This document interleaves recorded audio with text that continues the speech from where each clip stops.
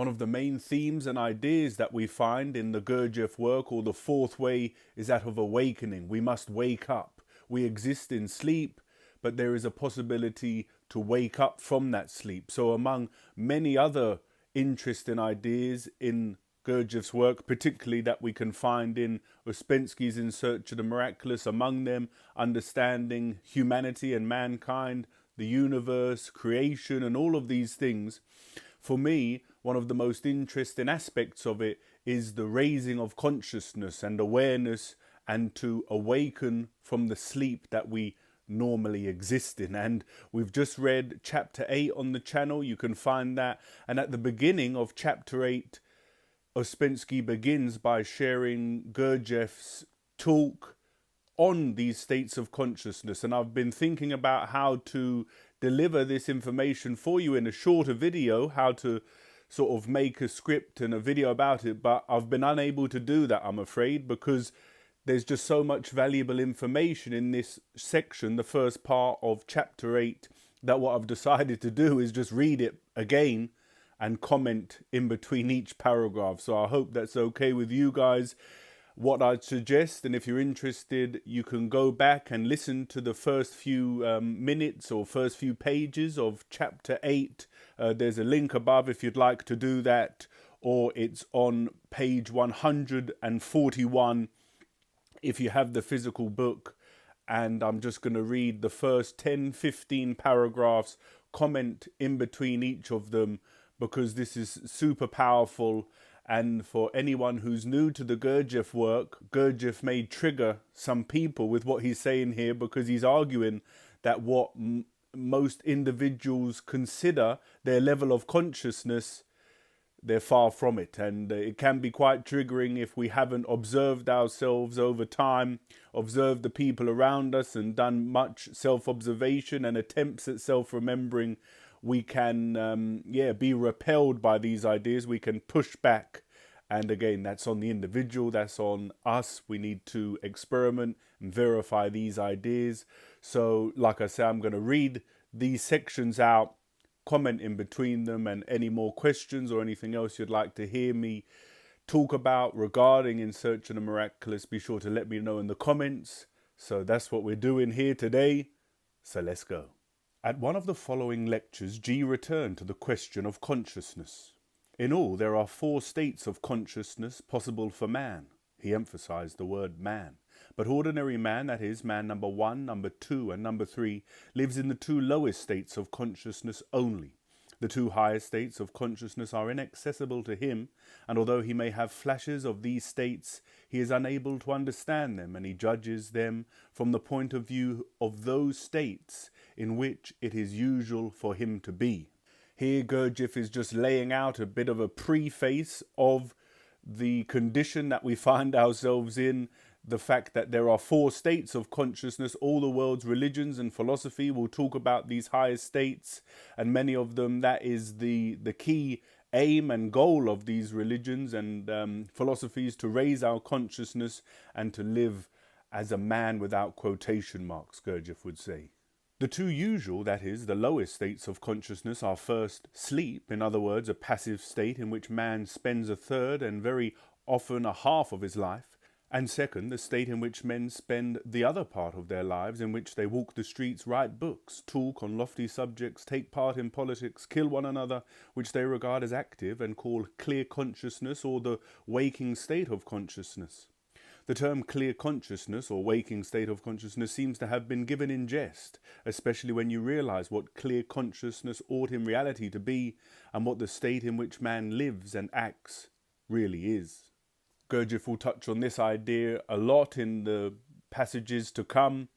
He's saying that even the very terms that we give to the second state of consciousness are incorrect, because it's not accurate. It doesn't really describe the state of consciousness which mankind usually exists, because if you read and study In Search of the Miraculous, we are asleep. We don't have this waking state of consciousness because we go through life asleep. And now he moves on to the next 2 higher levels of consciousness. The third state of consciousness is self-remembering, or self-consciousness, or consciousness of one's being. It is usual to consider that we have this state of consciousness, or that we can have it if we want it. Our science and philosophy have overlooked the fact that we do not possess this state of consciousness, and that we cannot create it in ourselves by desire or decision alone.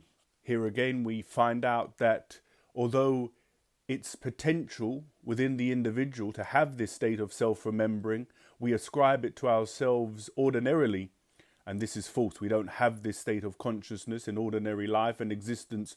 We have to make efforts, work hard, and gain it again through our efforts. The fourth state of consciousness is called the objective state of consciousness. In this state, a man can see things as they are. Flashes of this state of consciousness also occur in man. In the religions of all nations, there are indications of the possibility of a state of consciousness of this kind, which is called enlightenment and various other names, but which cannot be described in words. But the only right way to objective consciousness is through the development of self-consciousness. If an ordinary man is artificially brought into a state of objective consciousness and afterwards brought back to his usual state, he will remember nothing, and he will think that for a time he had lost consciousness. But in the state of self-consciousness, a man can have flashes of objective consciousness and remember them. The fourth state of consciousness in man means an altogether different state of being. It is the result of inner growth and of long and difficult work on oneself. Here we get to the goal and aim of Buddhism, Platonism, and all of the religions, that of enlightenment, that man wants to awaken, to wake up. And here Gurdjieff calls it the fourth state of consciousness, objective consciousness, enlightenment. You could also refer to it as samadhi or gnosis. And I'm sure there's many other terms from different ideas and backgrounds and terminologies. But like he says at the end there, I'll just read it again, just here talking to you.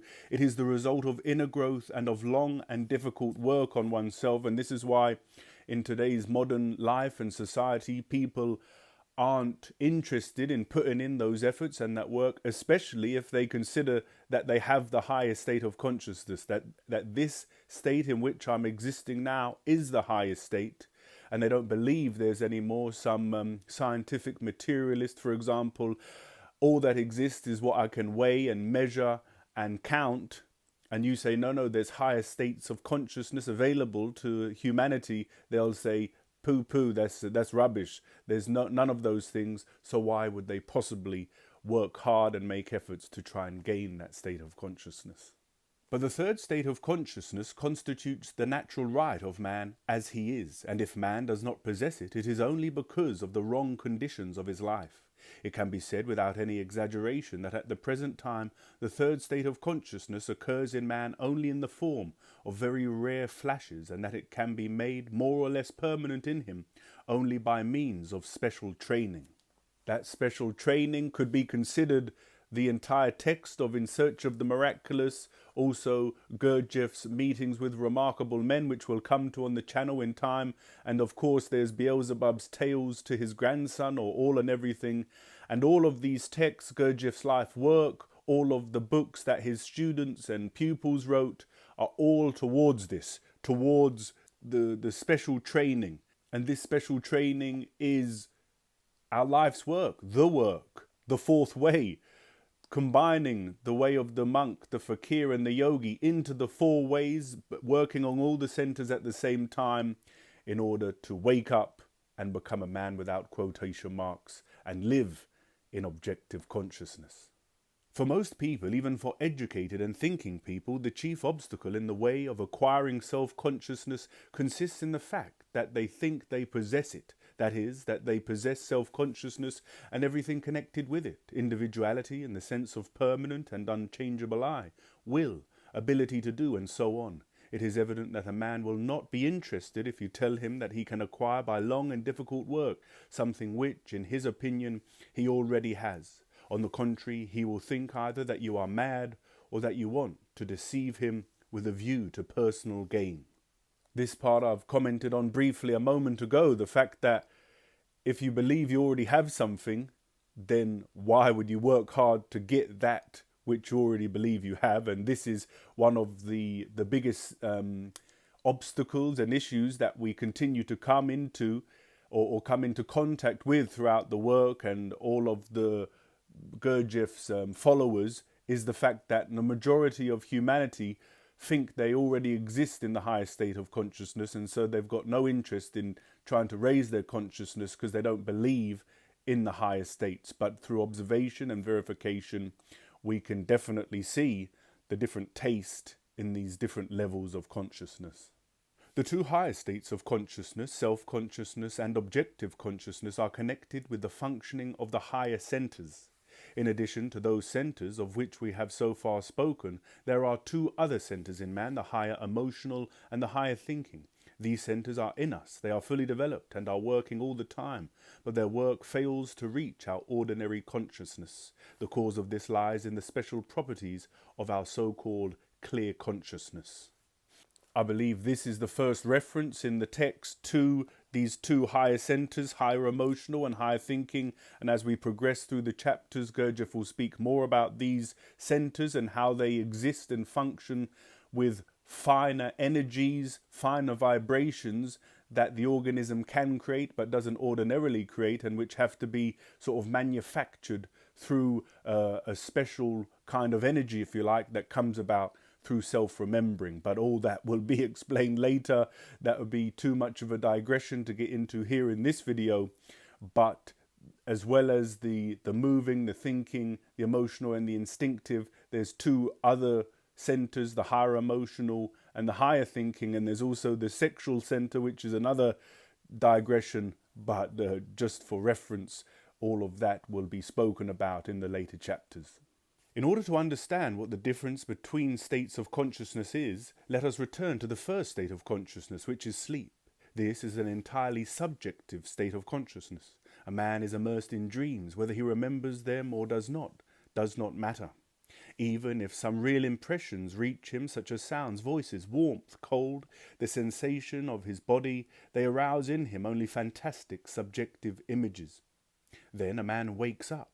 At first glance, this is a quite different state of consciousness. He can move, he can talk with other people, he can make calculations ahead, he can see danger and avoid it, and so on. It stands to reason that he is in a better position than when he is asleep. But if we go a little more deeply into things, if we take a look into his inner world, into his thoughts, into the causes of his actions, we shall see that he is in almost the same state as when he is asleep.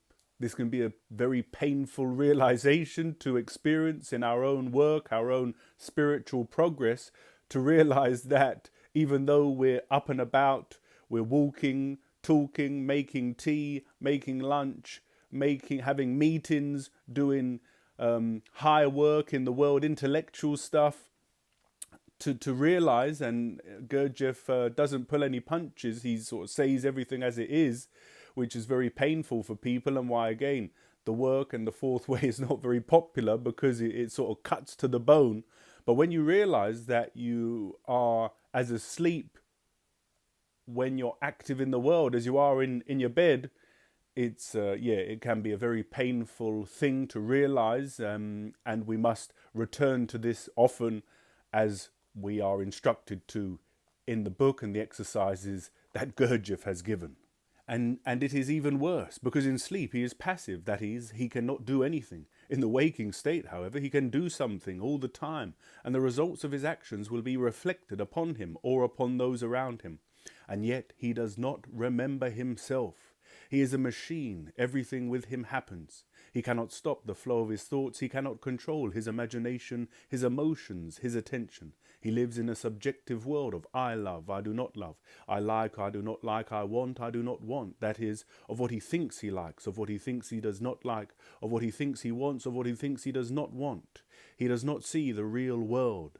The real world is hidden from him by the wall of imagination. He lives in sleep. He is asleep. What is called clear consciousness is sleep, and a far more dangerous sleep than sleep at night in bed. Another one of these passages where Gurdjieff, like I say, just cuts to the bone. Man lives in sleep, he is asleep. And this is, we find this in Buddhism, in the teachings of the Buddha, desire and aversion, and Gurdjieff speaks about there. I love, I do not love. I like, I do not like. I want, I do not want. This is desire and aversion. In Buddhism, we learn that we go through life, and they're the two main things, desire and aversion. What we desire, we want more of, and when we lose it, we suffer. And aversion, we want to move away from, and if we can't, we suffer. So, again, it's not the time to digress into the Four Noble Truths and the Eightfold Path of Buddhism here, but if you're interested, let me know and I could speak about that more. But in a sense, it's the same thing. The Buddha says life is suffering because of our mind and our imagination, which is what Gurdjieff alludes to in that passage too. Let us take some event in the life of humanity, for instance, war. There is a war going on at the present moment. What does it signify? It signifies that several millions of sleeping people are trying to destroy several millions of other sleeping people. They would not do this, of course, if they were to wake up. Everything that takes place is owing to this sleep. And now I don't want to get too political, but there is a war raging on the planet at the moment and many other proxy wars going on.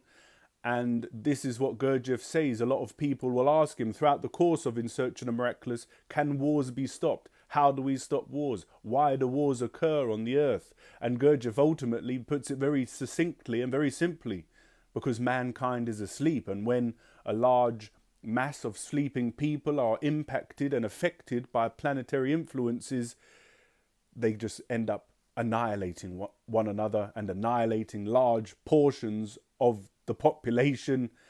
And it's it is on one side it's very discouraging that this is the state of affairs and that's how humanity is behaving.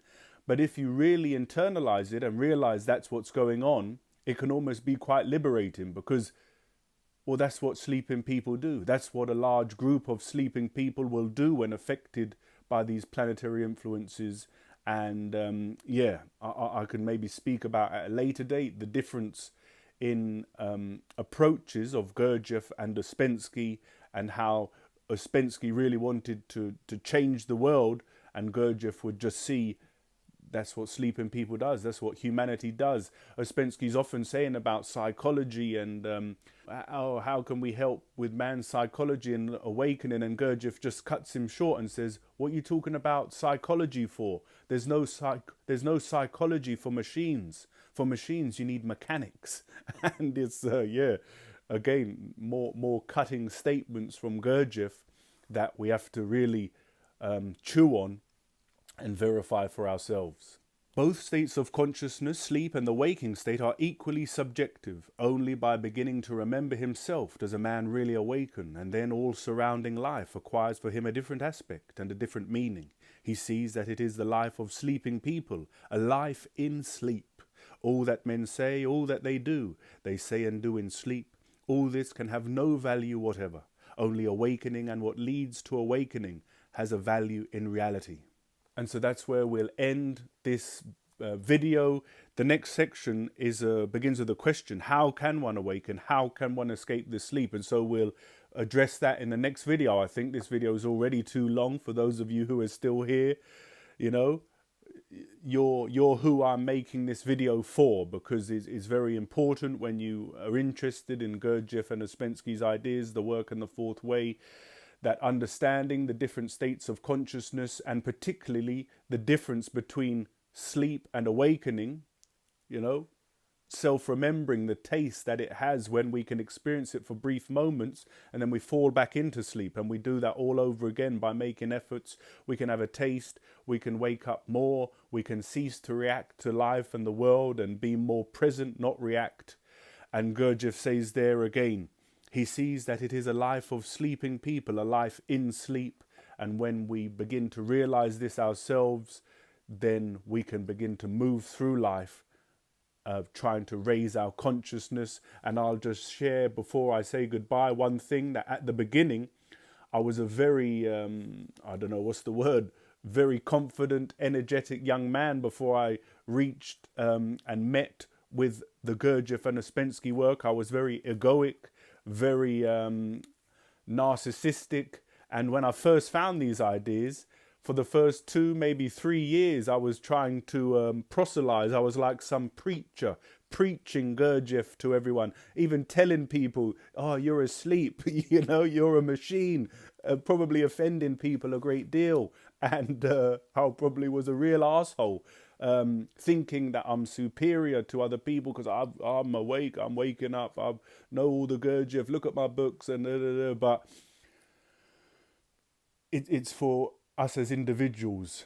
The only way to wake up is to make efforts, and the only person that can make efforts is ourselves. So only you can do your work, and only I can do my work, and together, of course, we can encourage and benefit each other by sharing experiences, and I can learn from your experiences, you can learn from my experience, so we sort of multiply. And there's a big aspect in the Gurdjieff work about groups, which we haven't touched on yet, and I'm not sure if I really want to begin an online Gurdjieff group. I'm not sure that's the right thing to be doing, but I will continue to make these videos. As I say, anything that interests you from our readings of In Search of the Miraculous, there's the playlist and the commentary section. And we'll move on in the next video to how can we awaken and what Gurdjieff says about these things, probably in the same format as this. Let me know what you think of this format. And then I think I'll move on to what we find in the second part of chapter 8, identification and considering both internal and external. And I'll just probably speak about them without the text, but maybe find some other passages from the other works and bring them into that video. So yeah, guys, let me know what you thought about that format. If you have any more questions, let me know, and I'll be back soon for another commentary video on In Search of the Miraculous, and maybe chapter 9 as well coming soon. But for now, guys, take care, watch, awaken, look after yourselves, and remember yourselves, and I'll see you soon.